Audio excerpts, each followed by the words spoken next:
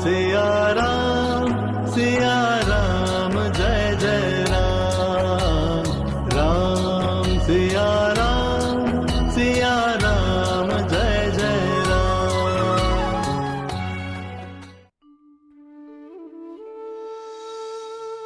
हरिओम तत्सत।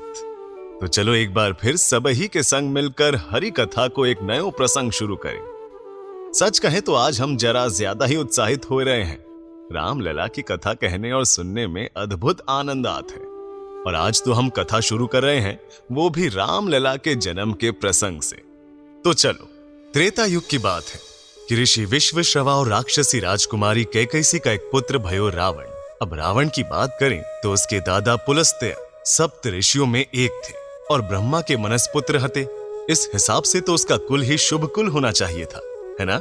लेकिन रावण के जन्म के समय कई अशुभ संकेत भये। आकाश में खून की बारिश होने लगी, गीदड़ चिल्लाने लगे और तेज बिजली कड़कने लगी। अब ऐसे अशुभ संकेत को संग जन्म लेने वाला बालक किसी अनिष्ट का डर तो साथ ही लेकर आता है ना।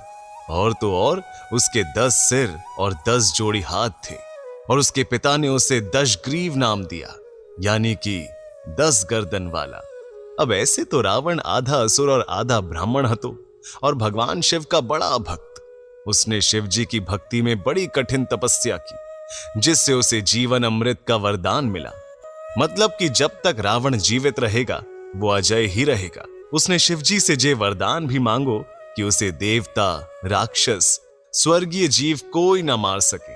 अब ऐसे वरदान प्राप्त कर रावण अत्यंत शक्तिशाली हो गया और तीनों लोकों पे राज करने की तैयारी करने लगा। जे देखकर देवता बड़े चिंतित हुए और भागे भागे गए ब्रह्मा जी के पास और उनसे विनती की कि ब्रह्मा जी, ये रावण तो बहुत ही बड़ा संकट बन जाएगा। आपसे और भगवान शिव से प्राप्त वरदानों की वजह से हम उससे लड़कर जीत भी नहीं सकते। अब आप ही कुछ सुझाएं। अब जे सुनकर ब्रह्मा जी ने विष्णु भगवान की स्तुति की और स्तुति से प्रसन्न होकर भगवान विष्णु गरुड़ देव पर बैठकर देवताओं के सामने प्रकट हुए और उनसे कही कि वो स्वयं मनुष्य रूप में अवतार लेकर रावण का संहार करेंगे। जे सुनकर देवताओं के मन को शांति मिली और वे इंतजार करने लगे भगवान विष्णु के मनुष्य अवतार लेने का। अब जे तो तुम जानते हैं हो कि त्रेता युग में सूर्य वंश के एक बड़े ही प्रतापी राजा भये राजा दशरथ, जो अयोध्या नाम की बड़े ही सुंदर और खुशहाल नगरी पर राज करते हते।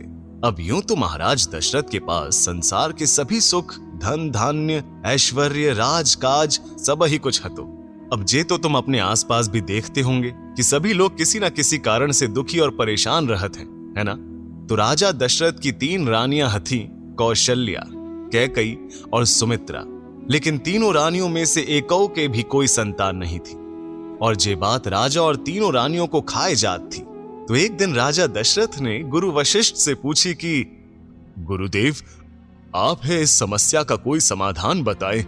यूं संतान के बिना जीवन तो अधूरा ही रह जाएगा। इस कुल का, हमारे वंश का आगे क्या होगा? तो गुरु वशिष्ठ बोले कि राजन, इस समस्या का तो एक ही समाधान है।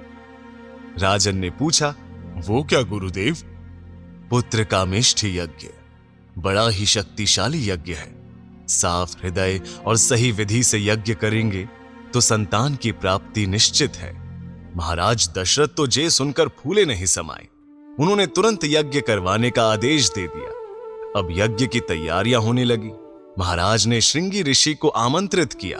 तरह तरह के अनुष्ठानों की तैयारियां भई, अलग अलग तरह की सामग्री और भेंटें मंगवाई गई और सभी विधि को भव्यता से संपन्न करो। और यज्ञ की विधि के दौरान ही बड़ी सुंदर चमक लिए अग्निदेव प्रकट हुए, जिनके हाथों में एक सुंदर सा पात्र था। गोस्वामी तुलसीदास जी ने कही है, अग्नि होई पावक तनु धरा, पायास देई हर्ष उच्चारा। मतलब कि अग्निदेव आगे बढ़कर आए और वो पात्र महाराज दशरथ को पकड़ा दिया और बोले, हे महाराज, यह दिव्य पायस यानी कि खीर आप अपनी 3 रानियों को दे दीजिए। इसका सेवन करने से आपको तेजस्वी पुत्रों का वरदान मिलेगा। दशरथ के मन में एक नई उमंग जग गई। वे भागे भागे पात्र को लेकर अपने महल पहुंचे और रानियों में बांट दिया। अब महाराज दशरथ ने तो तीनों रानियों को बराबर खीर ही दी लेकिन कौशल्या और कैकई ने अपनी खीर में से आधा हिस्सा सुमित्रा को दे दिया। अब कुछ समय बीतो और एक रात रानी कौशल्या ने बड़ा ही अद्भुत स्वप्न देखो कि स्वयं भगवान विष्णु उनके गर्भ में विराजमान है। और फिर कुछ दिनों के बाद वो दिव्य समय आया जिसके बारे में गोस्वामी तुलसीदास जी ने कही है कि नौमी तिथि मधुर मास पुनीता, शुक्ल पख अभिजीत हरिप्रिया, मध्या दिवस अति शीत न घमा, पवन काल लोक विश्रामा।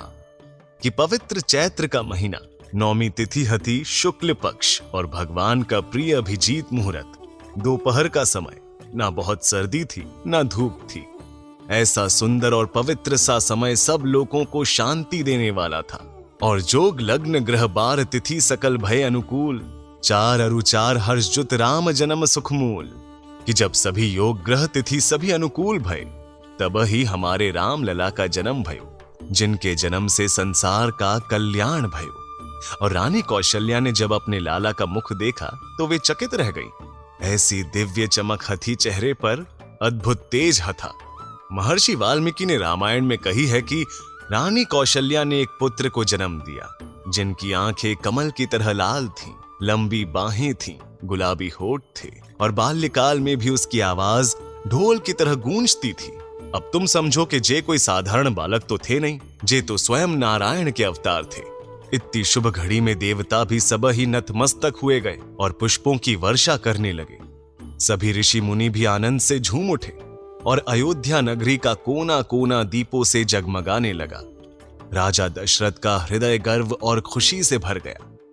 गोस्वामी तुलसीदास इस छटा के बारे में लिख गए हैं कि अवधपुरी सोहई एहि भांति, प्रभु ही मिलन आई जनु राती, देखी भानु जनु मन सकुचानी, तदपि बनी संध्या अनुमानी। मतलब अवधपुरी इस प्रकार सुशोभित हो रही है मानो रात्रि खुद ही प्रभु से मिलने आई हो और सूर्य को देखकर जैसे मन में सकुचा गई हो और संध्या बनकर रह गई हो।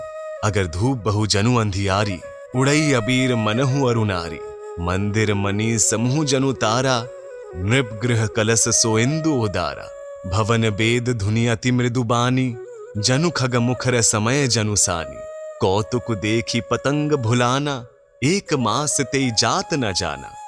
तुलसीदास जी ने कही है कि इट सुंदर दृश्य हथो कि सांझ के हल्के अंधियारे में अबीर उड़ रहा है। राजा के महलों में जो मणि रखी थी वे तारों जैसी लगने लगी और राजमहल का जो कलश चंद्रमा जैसा, राजभवन में जो अति कोमल वाणी से वेद ध्वनि हो रही है वो पक्षियों की चहचहाहट जैसी लग रही थी। और ऐसी छत देखकर सूर्य भी अपनी चाल भूल गए और देखते ही देखते एक महीना बीत गया। आहा, कितने आनंदमय शब्द हैं तुलसीदास जी के। और साथ ही रानी कौशल्या के अलावा रानी कैकई और रानी सुमित्रा को भी पुत्र वरदान प्राप्त भयो। रानी कैकई के बड़े सुंदर पुत्र हुए राजकुमार भरत और सुमित्रा के 2 पुत्र, क्योंकि बाकी दोनों रानियों के हिस्से की आधी आधी खीर उन्हीं को मिली थी। सुमित्रा के पुत्र भये लक्ष्मण और शत्रुघ्न।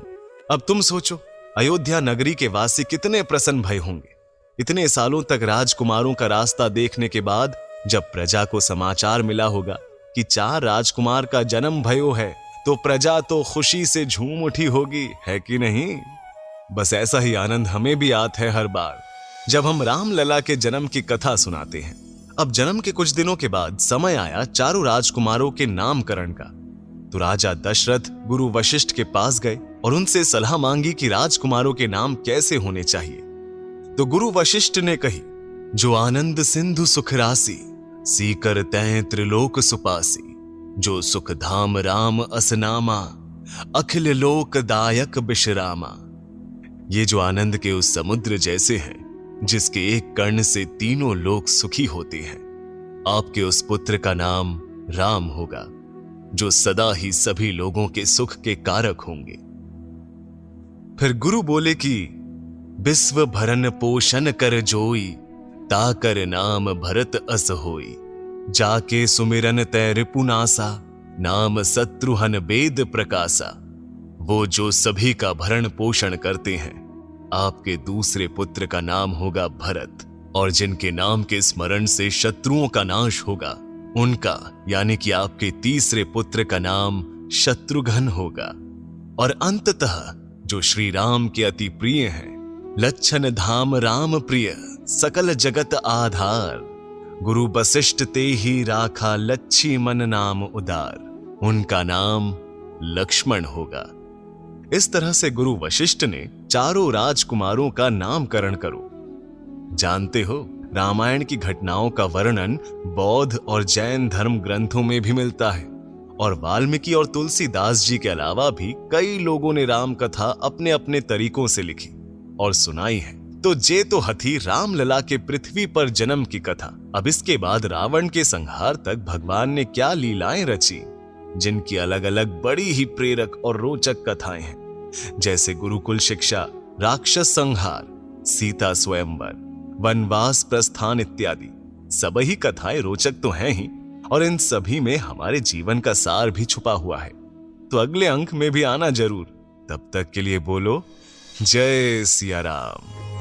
सिया राम जय जय राम, सिया राम जय जय सिया राम।